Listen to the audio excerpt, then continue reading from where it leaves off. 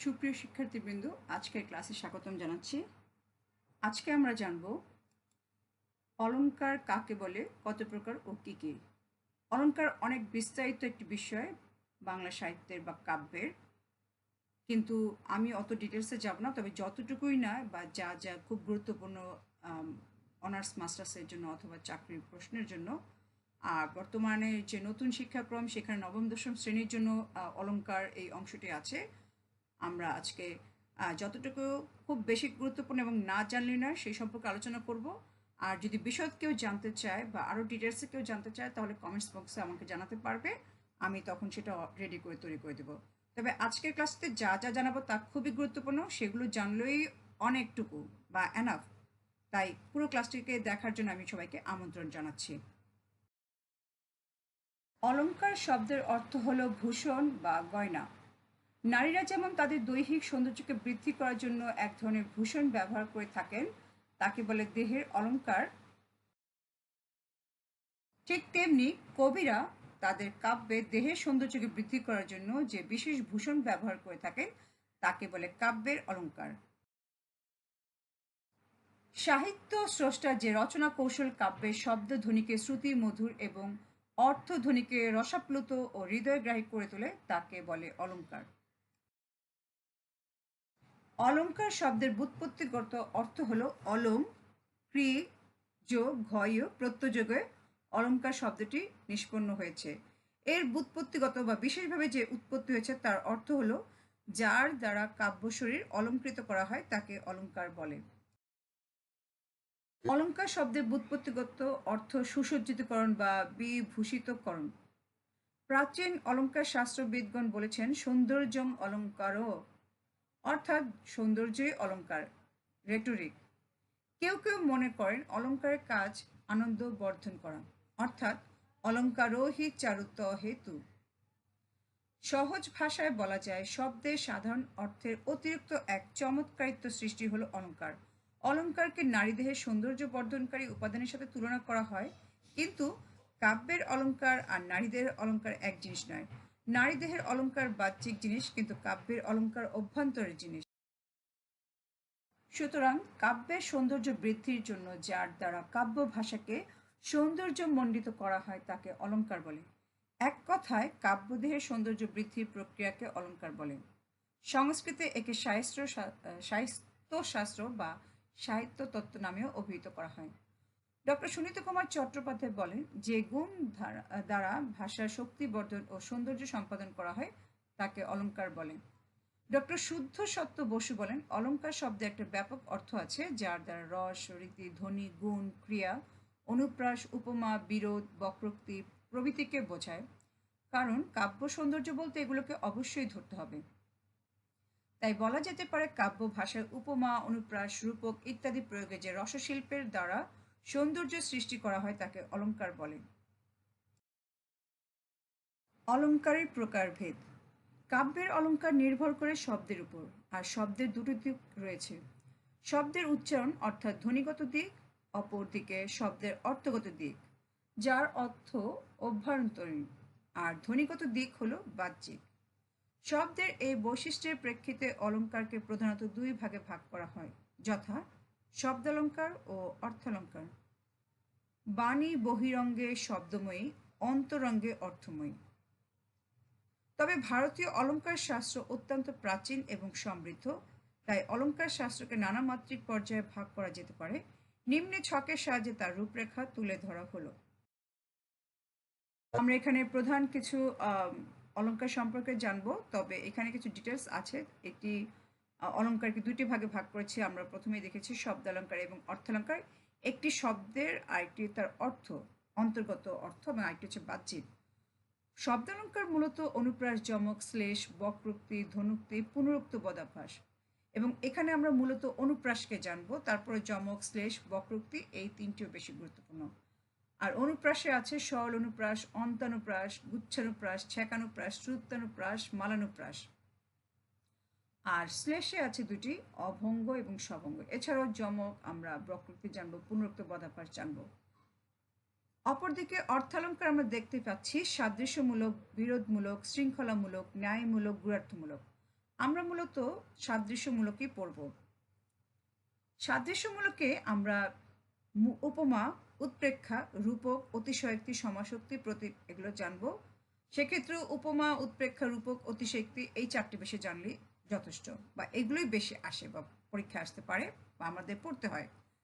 উপমা আবার 3 প্রকার, এখানে পূর্ণ উপমা, লুপ্ত উপমা, মালোপমা। আর রূপক আবার এখানে 3 প্রকার দেখাচ্ছে, নিরঙ্গ রূপক, সাঙ্গ রূপক, পারস্পরিক রূপক। আর বিরোধমূলক সেটি হচ্ছে বিরোধাভাস এবং বিভাবনা। আর একটি কথা জানিয়ে রাখছি, এখানে কিছু বানান ভুল আছে, এটি একটি ইমেজ থেকে নেওয়া, যার কারণে আমি এগুলো কারেকশন করিনি, বাট আমি চেষ্টা করি আমার বাংলা বানানটাকে শুদ্ধভাবেই টাইপ করার বা বলার। আর এখানে কিছু কিছু ক্ষেত্রে পার্থক্য আছে, কখনো কখনো কোথাও বলে 3 প্রকার, কখনো কখনো 4 প্রকার। আমরা সেটাও পরবর্তীতে আলোচনা আসছি। শব্দালঙ্কার অর্থপূর্ণ ধ্বনি সমষ্টিকে বলা হয় শব্দ। যে অলঙ্কার শব্দের ধ্বনিগত সৌন্দর্য বৃদ্ধি করে তাকে শব্দালঙ্কার বলে। এই অলঙ্কার পুরোপুরি ধ্বনি সুষমার উপর নির্ভর করে। যেমন, এদেশে বিদ্যার মন্দিরে সুন্দরের প্রবেশ নিষেধ, বাঘের বিক্রম সম মাঘের রজনী। উপর্যুক্ত উদাহরণ দুটোতে শব্দের ধ্বনির পরিবর্তন করলে শব্দালঙ্কার বিনষ্ট হয়। প্রথম উদাহরণে যদি এদেশে না বলে এ প্রদেশে বা পুরো বাক্য পরিবর্তন করে বলা হয় এ প্রদেশে বিদ্যা শিক্ষার প্রথা অত্যন্ত নিরস, তাহলে শ্লেষ ও অনুপ্রাস থাকে না। আবার দ্বিতীয় উদাহরণে শব্দের আদিতে ব ধ্বনি, প্রথমটি ছাড়া অন্যান্য সব শব্দে ম ধ্বনি, এবং প্রথম পর্বের আদিতে বাঘের সাথে মিল রেখে দ্বিতীয় পর্বের আদিতেও অনুরূপ শব্দ ব্যবহৃত হবার ফলে যে ব্যঞ্জনা সৃষ্টি হয় তাই অলঙ্কার। শব্দালঙ্কার 6 প্রকার: অনুপ্রাস, যমক, শ্লেষ, বক্রোক্তি, ধ্বনিযুক্তি এবং পুনরুক্ত পদাভ্যাস। আমরা পরবর্তীতে জানতে পারছি আসলে শ্লেষ বা অনুপ্রাস কি। শব্দের ধ্বনিরূপকে আশ্রয়কে যে অলঙ্কার সৃষ্টি হয় তাকে বলা হয় শব্দালঙ্কার, অর্থাৎ শব্দকে ঘিরে অলঙ্কার সৃষ্টি। এর মূল সৌন্দর্যটুকু ফুটে ওঠে শব্দের ধ্বনিরূপে। মনে রাখতে হবে শব্দালঙ্কার অলঙ্কার নির্ভর করে শব্দের উপর, তাই ইচ্ছে মতো তাকে বদলে দেওয়া যায় না। প্রধান কয়েকটি শব্দালঙ্কার সংখ্যা কম নয়, তবে বাংলায় ব্যবহার উপযোগিতার দিক থেকে প্রধান হচ্ছে 4টি। অনুপ্রাস, ধ্বনি বা বর্ণের বারবার আসা। যমক, একই শব্দের বারবার উল্লেখ কিন্তু ভিন্নার্থে ব্যবহার। শ্লেষ, একই শব্দের একবার উল্লেখ দুইটি অর্থে ব্যবহার। বক্রোক্তি, বক্তা এক বলবে কিন্তু শ্রোতা অন্যটা বুঝবে। অনুপ্রাস, অনু শব্দের অর্থ পরে বা পিছনে, আর প্রাস শব্দের অর্থ বিন্যাস, প্রয়োগ বা নিক্ষেপ। একই ধ্বনি বা ধ্বনিগুচ্ছের একাধিক ব্যবহারের ফলে যে সুন্দর ধ্বনি সাম্যের সৃষ্টি হয় তার নাম অনুপ্রাস। এর মূল বৈশিষ্ট্যগুলো হলো, এতে একই ধ্বনি বা ধ্বনিগুচ্ছ একাধিকবার ব্যবহৃত হবে। একাধিকবার ব্যবহৃত ধ্বনি বা ধ্বনিগুচ্ছ যুক্ত শব্দগুলো যথাসম্ভব পরপর বা কাছাকাছি বসবে। এর ফলে সৃষ্টি হবে একটি সুন্দর ধ্বনি সৌন্দর্যের। অনুপ্রাস প্রধানত 3 প্রকার: অন্তানুপ্রাস, বৃত্তানুপ্রাস এবং ছ্যাকানুপ্রাস। কবিতার লাইনকে চরণ এবং অনুচ্ছেদকে বলে স্তবক। কবিতায় প্রায় প্রতি লাইনের শেষে অন্তমিল দেখা যায়, এ ধরনের অন্তমিলকে অনুপ্রাস বলে। যেমন, চলি বলি হাওয়া যাওয়া। আবার কখনো কখনো চরণের মধ্যে একই ধ্বনির পুনরাবৃত্তি ঘটে, যেমন গুরু গুরু মেঘ গুমরি গুমরি গরজে গগনে গগনে। এখানে গ এবং র ধ্বনির পুনরাবৃত্তি ঘটেছে। অথবা, যাহা যাহা নিকষয়ে তনু তনু জ্যোতি, তাহা তাহা বিজুরি চমকময় হতি। যমক, একই শব্দ একই স্বরধ্বনি সমেত একই ক্রমে ভিন্ন ভিন্ন অর্থে একাধিকবার ব্যবহারের ফলে যে অলঙ্কারের সৃষ্টি হয় তার নাম যমক। যমক শব্দের অর্থ যুগ্ম বা দুই। লক্ষণীয় যে একই শব্দ 2 বা ততোধিক বার ব্যবহৃত হওয়া এবং ভিন্ন অর্থ প্রকাশ করার বৈশিষ্ট্য। তার মানে 2 বার শব্দটি ব্যবহৃত হলেও অর্থ হবে ভিন্ন। যমক 3 প্রকার, যথা আদ্য, মধ্য এবং অন্ত। চরণের শুরুতে যমক থাকলে তা আদ্য যমক। যেমন, ভারত ভারত খ্যাত আপনার গুণে, এটি ভারতচন্দ্র রায়গুণাকর একটি লেখা। নিশ্চয়ই তিনি নিজেকেই বলেছেন তিনি ভারতে বিখ্যাত তার নিজের গুণে। মধ্য যমক, মাঝে থাকলে তা মধ্য যমক। যেমন, তোমার এ বিধি বিধি কে পারে বুঝিতে, এটি মধুসূদন দত্তের লেখা। যেমন, একটি বিধি হচ্ছে ললাট বা ভাগ্যকে বোঝাচ্ছে, আরেকটি বিধি হচ্ছে সৃষ্টিকর্তা বোঝাচ্ছে, মানে সৃষ্টিকর্তার যে আমাদের জন্য যে ভাগ্য নির্ধারণ করেছেন সেটা আমরা বুঝতে পারি না। আর অন্তর্যমক হচ্ছে শেষে যে থাকে তাকে অন্তর্যমক বলে। যেমন কবি রমণী বাঁধি কেশপাশ বসি একাকিনী বাতাস পাশ। এখন এখানে চুল এক পাশে বাসা মানে বাধার করা বলা হয়েছে, আবার আমি যে বাতায়ন মানে জানালার পাশে বসেছি সে একটি কথা বলা হয়েছে। শ্লেষ একটি শব্দ একাধিক অর্থে একবার মাত্র ব্যবহারের ফলে যে অলঙ্কারের সৃষ্টি হয় তার নাম শ্লেষ। শ্লেষ শব্দের অর্থ শ্লিষ্ট, মিলিত বা আলিঙ্গিত। এতে একবার মাত্রই শব্দটি ব্যবহৃত হয়, কিন্তু তাতে ভিন্ন অর্থের ব্যঞ্জনা থাকে। এই শ্লেষ শব্দকেন্দ্রিক বলে কেউ কেউ একে শব্দ শ্লেষ বলেন। যেমন শ্লেষকে কেউ কেউ দুই ভাগে ভাগ করে থাকেন, যথা অভঙ্গ শ্লেষ। শব্দকে না ভেঙে অখণ্ড অবস্থায় রেখেই যে শ্লেষ প্রকাশ পায় তাই অভঙ্গ শ্লেষ। যেমন মাথার উপরে জ্বলেছেন রবি, রয়েছে সোনার শত ছেলে, নজরুল। এখানে কবি রবি বলতে সূর্য এবং রবীন্দ্রনাথ ঠাকুরকে বুঝিয়েছেন। সভঙ্গ শ্লেষ অখণ্ড অবস্থায় শব্দের শ্লেষ প্রকাশ না পেয়ে শব্দকে ভাঙলেই যে শ্লেষ প্রকাশ পায় তার নাম সভঙ্গ শ্লেষ। যেমন শ্রীচরণেশু। শ্রীচরণেশু একটা জুতার দোকানের নাম। ক্রেতার শ্রীচরণ ভরসা করে জুতার দোকানদারকে জীবনযাত্রা নির্বাহ করতে হয়, তাই শ্রীচরণ শব্দের শেষে সপ্তমী বহুবচন যুক্ত করে শ্রীচরণেশু ব্যবহার করা হয়েছে। কিন্তু শব্দটা ভাঙলে আরো গভীর তাৎপর্য উদ্ঘাটিত হয়, অর্থাৎ শ্রীচরণেশু তার মানে সুন্দর চরণের যে জুতা বা জুতা পরার আহ্বান জানাচ্ছে, যা শব্দ ভাঙায় পাওয়া গেল। বক্রোক্তি। বক্রোক্তি অর্থ বাঁকা কথা। বক্তা বা প্রশ্নকারী যদি কোনো কথাকে বিশেষ অর্থে ব্যবহার করেন অথচ শ্রোতা বা উত্তরদাতা সে অর্থ গ্রহণ না করে কথাটিকে ভিন্ন অর্থে গ্রহণ করেন কিংবা সে অনুসারে উত্তর দেন, তবে সেখানে বক্রোক্তি অলঙ্কার হয়। বক্রোক্তি দুই প্রকারের, যেমন শ্লেষ বক্রোক্তি আর একটা হচ্ছে কাকু বক্রোক্তি। শ্লেষ বক্রোক্তি উদাহরণ হচ্ছে, আপনার ভাগ্যে রাজানুগ্রহ আছে, 3 মাস জেল খেটেছি, আর কতদিন খাটবো। কাকু বক্রোক্তি যেমন, আমি কি ডরাই সখী ভিখারি রাঘবে। এটি মধুসূদনের মেঘনাদ বধ কাব্যের একটি খুবই উল্লেখযোগ্য একটি লাইন বা চরণ। প্রমিলার উক্তি। অর্থালঙ্কার অর্থের বৈচিত্র্য ও সৌন্দর্য বিধায়ক অলঙ্কারকে বলা হয় অর্থালঙ্কার। যেমন রূপসাগরে ডুব দিয়েছি অরূপ রতন আশা করি, কিংবা চাঁদের মতো মুখখানি তার করছে ঢলো ঢলো। বাক্য দুটির প্রথমটিতে রূপের মধ্য দিয়ে অরূপের সন্ধান বোঝাতে প্রচলিত সাগর ও রত্নের সঙ্গে তাদের অভেদের সাহায্যে ব্যাপারটা স্পষ্টতর ও সহজবোধ্য করে তোলা হয়েছে। আর দ্বিতীয় দৃষ্টান্তটিতে মুখের লাবণ্য বোঝাতে চাঁদের উপমা টেনে এনে তা স্ফুটতর করা হয়েছে। শব্দালঙ্কার আবেদন যেমন শ্রুতির কাছে, অর্থালঙ্কার আবেদন তেমনি বুদ্ধির কাছে। শব্দটির প্রকৃত অর্থ বোধগম্য না হলে অলঙ্কার পরিস্ফুটিত হয় না। অর্থালঙ্কার সাধারণ লক্ষণ অনুসারে প্রধানত 5 শ্রেণীতে বিভক্ত হতে পারে, যেমন সাদৃশ্যমূলক, বিরোধমূলক, শৃঙ্খলামূলক, ন্যায়মূলক, গুণার্থমূলক। তবে আমরা মূলত সাদৃশ্যমূলক অর্থালঙ্কারই পড়ি বা জানি, এবং এটি বেশি গুরুত্বপূর্ণ। আজকে আমরা সেটাই জানব। দুই ভিন্ন জাতীয় পদার্থের অন্তর্নিহিত কোনো না কোনো সাদৃশ্যের উপর নির্ভর করে যে শ্রেণীর অলঙ্কার রূপ লাভ করে তাকে সাদৃশ্যমূলক অলঙ্কার বলে।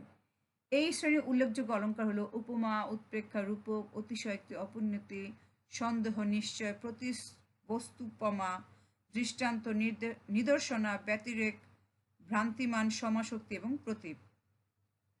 উপমা একই বাক্যে ভিন্ন জাতের দুটো বস্তুর মধ্যে রূপগত সাদৃশ্য কল্পনা করা হলে তাকে উপমা অলঙ্কার বলে। উপমা অলঙ্কারের 4টি অঙ্গ: উপমান, উপমেয়, সাধারণ ধর্ম, সাদৃশ্য অথবা তুলনাবাচক শব্দ। জনগণে যারা যোগ সম শোষে তারে মহাজন কয়। এখানে উপমেয় যাকে তুলনা করা হয় মহাজন, উপমান যার সাথে তুলনা করা হয় যোগ, সাধারণ ধর্ম শোষে, আর সাদৃশ্য বাচক শব্দ হচ্ছে সম। কোনো কিছুর বৈশিষ্ট্য ফুটিয়ে তোলার জন্য অন্য কিছুর সঙ্গে এভাবে তুলনা করা বা সাদৃশ্য তৈরি করাকে উপমা বলে। যেমন রুগ্ন বৃদ্ধ ভিখারি রগোঠা হাতের মতন রুক্ষ মাঠ। এখানে রুক্ষ মাঠে যেরকম মাটিগুলো ফেটে যায়, ঠিক তেমনি একজন মানুষ বা বৃদ্ধ ভিখারি বা কোনো বয়স্ক ব্যক্তির হাতের যে শিরা ধমনী ফুটে ওঠে তার সাথে তুলনা করা হচ্ছে। উপমা মূলত 6 প্রকার, তবে 3 প্রকার বেশি উল্লেখযোগ্য, যেমন পূর্ণোপমা, লুপ্তোপমা ও রূপক। উপমেয়ের সাথে উপমানের অভেদ কল্পনা করা হলে রূপক অলঙ্কার হয়। যেমন বালির বালিশে রোগা নদী শুয়ে আছে। এখানে উপমেয় বালির বালিশ অথবা বালি এবং উপমা হচ্ছে রোগা নদী। তার মানে নদীটি শুকিয়ে গেলে সেখানে যেমন মনে হয় যেন বালির মাঝখানে সে শুয়ে আছে। রূপক অলঙ্কার 4 প্রকার: নিরঙ্গ, সাঙ্গ, পরস্পরিত এবং অধিকারূঢ়। উৎপ্রেক্ষা। উৎপ্রেক্ষা শব্দের অর্থ উৎকট জ্ঞান, মিথ্যা বা কল্পনা। নিকট সাদৃশ্যের জন্য উপমেয়কে উপমান বলে প্রবল সংশয় হলে উৎপ্রেক্ষা অলঙ্কার হয়। যেমন হীরা মুক্তা মাণিক্যের ঘটা, যেন শূন্য দিগন্তের ইন্দ্রজাল ধনুচ্ছটা, যায় যদি লুপ্ত হয়ে যাক। অতিশয়োক্তি। আতিশয্যপূর্ণ বা লোকসীমাতিরিক্ত বর্ণনা। কাব্যে সৌন্দর্য সৃষ্টির জন্য আতিশয্যপূর্ণ উক্তির নামই অতিশয়োক্তি। উপমেয় উপমানের অভেদ কল্পনার জন্য উপমেয়ের একেবারে উল্লেখ করে উপমানকে উপমেয় রূপে নির্দেশ করে অতিশয়োক্তি অলঙ্কার হয়। যেমন আমি নলি মিথ্যা হতো সন্ধ্যা তারা ওঠা, মিথ্যা হতো কাননে ফুল ফোটা। অথবা হায় সুপর্ণখা, কি কুক্ষণে গিয়েছিলি তুই রে অবাকি, কাল পঞ্চবটি বনে কালকুটে ভরা এ ভুজুগে। তার মানে আমরা যখন কোনো একটি বর্ণনা অতিরিক্ত বলবো বা একটু সীমাতিরিক্ত বর্ণনা করবো সেটাকে আমরা অতিশয়োক্তি বলছি। তো আজকের ক্লাসটা আমি এটির মাধ্যমেই শেষ করছি। আশা করি এর থেকে অনেক কিছু জানতে পারলে এবং তোমাদের উপকার হবে। যার যার যতটুকু প্রয়োজন সে ততটুকু খুব ভালো করে দেখবে। আর যদি এছাড়াও আরও কিছু প্রয়োজন হয় বা অতিরিক্ত আরও কিছু আলোচনা যেগুলো আমি বাদ দিয়ে গেছি, কারণ ক্লাসটি তাহলে অনেক বড় হয়ে যাবে, যদি কারো প্রয়োজন হয় সে আমার কমেন্টস বক্সে জানালে আমি অবশ্যই চেষ্টা করবো সেই ক্লাসটিকে তৈরি করে দিতে। তো আগামী ক্লাসে আমন্ত্রণ জানিয়ে আজকে ক্লাসটি এখানেই শেষ করছি।